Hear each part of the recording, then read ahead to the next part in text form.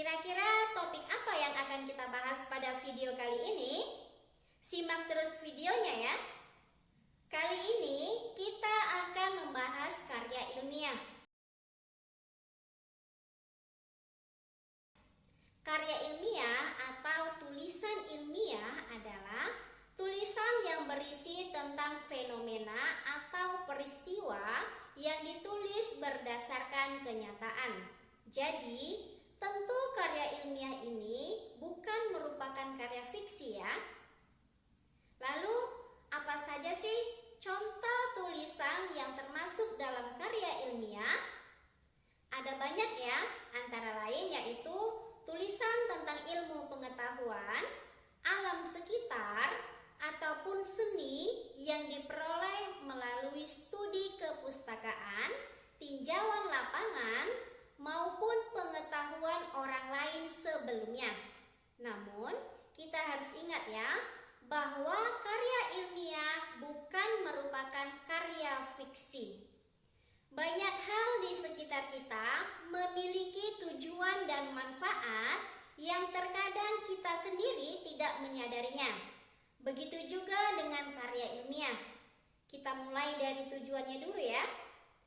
Tujuan karya ilmiah yaitu untuk yang pertama, sebagai wahana untuk menuangkan ide secara tersurat yang disusun secara sistematis. Kemudian sebagai wahana transformasi pengetahuan antara lembaga pendidikan dan masyarakat. Melatih berpikir dan menulis di bidang ilmu pengetahuan. Sebagai sarana pembuktian dalam menghadapi dan memecahkan masalah. Untuk melatih keterampilan dasar dalam melakukan penelitian. Lalu, apa saja sih manfaat karya ilmiah ini? Yang pertama, melatih penulis untuk menggabungkan hasil bacaan dari berbagai sumber. Dua, melatih penulis untuk mengintegrasikan hasil bacaan dengan gagasan sendiri. Tiga, melatih penulis untuk mengembangkan pemikiran menjadi lebih matang. Empat, mengakrabkan penulis dengan kegiatan perpustakaan, seperti menggunakan katalog dalam mencari buku yang diperlukan. 5.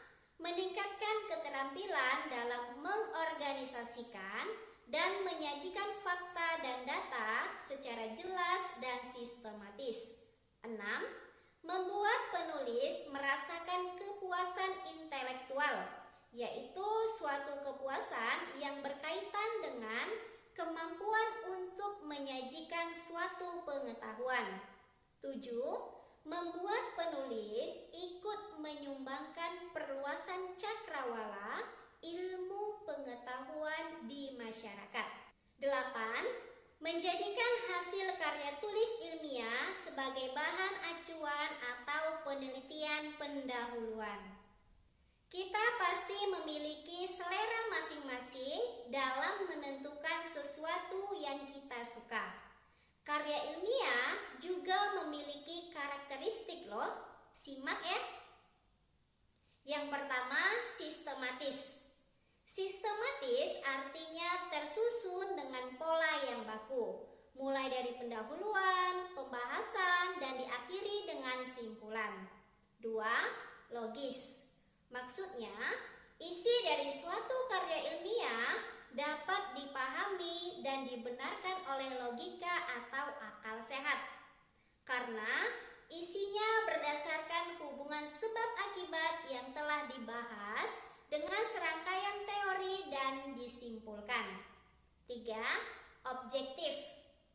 Pembahasan atau pernyataan pada suatu karya ilmiah didasarkan pada pandangan umum, atau dengan kata lain berlandaskan teori. Jadi bukan berdasarkan pandangan penulis ya.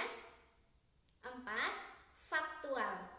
Tentu saja ini maksudnya adalah berdasarkan fakta, bukan imajinasi dari penulis karya ilmiah tersebut. Selanjutnya kita akan membahas bentuk-bentuk karya ilmiah. Yang pertama, bentuk populer. 2, bentuk semi formal. 3, bentuk formal. Kita bahas satu persatu yuk. Karya ilmiah bentuk populer dapat diungkapkan dalam bentuk ringkas.